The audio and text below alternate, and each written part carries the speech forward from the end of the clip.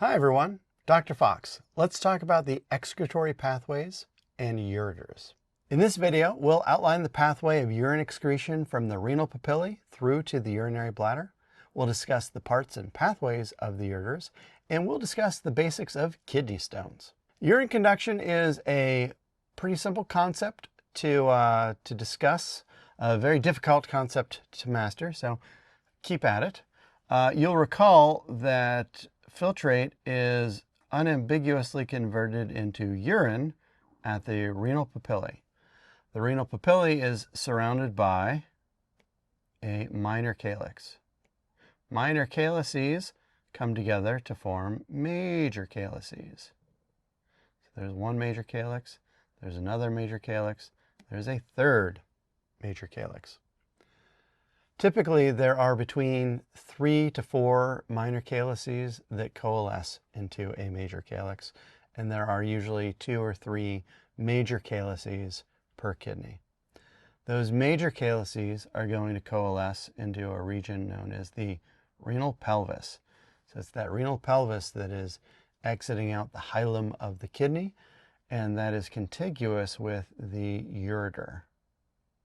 That ureter is then going to traverse the retroperitoneal space down from the abdominal cavity into the pelvic cavity, where it will pierce into the posterior wall of the urinary bladder. Here we can see the kidneys in the retroperitoneal space, and we can see the pathways of the ureters as they traverse down through the abdominal cavity. We can see in very close association with this ureter the psoas major muscle. You can see it on the other side too as the ureter traverses down. These ureters have 3 parts to them.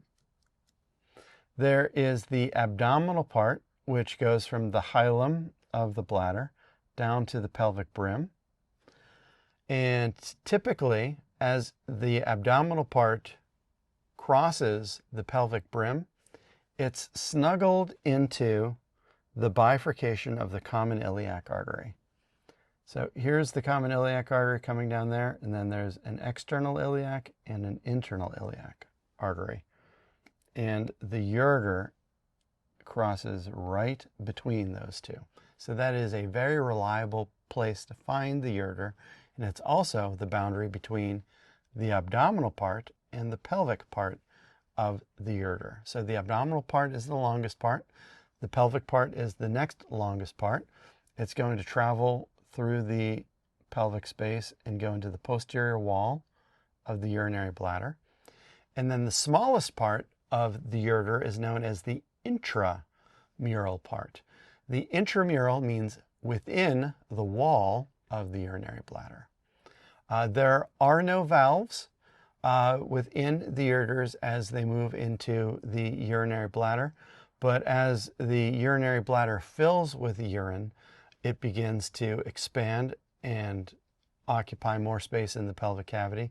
And oftentimes, some of the tissue moves posteriorly to help shut off and prevent retrograde flow of urine from the bladder back into the ureter at the intramural part.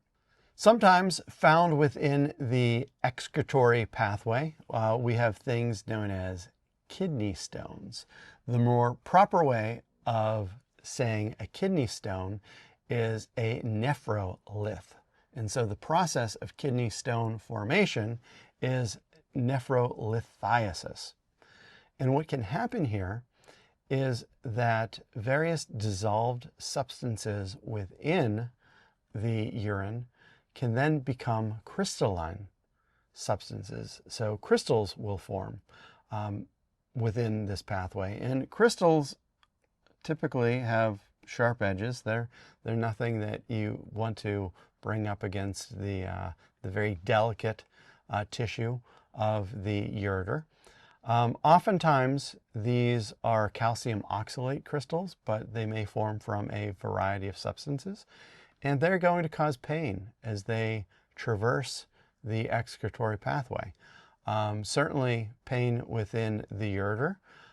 They can also, and this is going to present as renal colic, they can be within the the major or minor calyces or within the pelvis. As they traverse these spaces, they can cause bleeding, which is hematuria. And also as a result of the pressure that they're providing, they could lead to feelings of nausea and even vomiting as a result. Oftentimes diets very rich in calcium oxalate. If you drink a lot of green teas, sometimes this can lead to an increased rate of nephrolithiasis. They oftentimes will pass on their own, sometimes they don't, and there are interventions when that happens. What's interesting is that riding roller coasters has been demonstrated to help move nephroliths through the excretory pathway. So if you're suffering from nephrolithiasis, go ride a roller coaster.